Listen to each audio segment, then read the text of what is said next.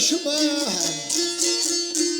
gelmez ayım, elimden yeller gelmez ayımdan.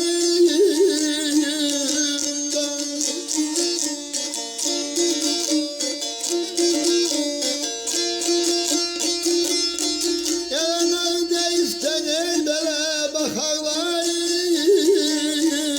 yazarım. Vatandaki şirin bilmez ayım, bilmez ay güzel bilmez ayımdan.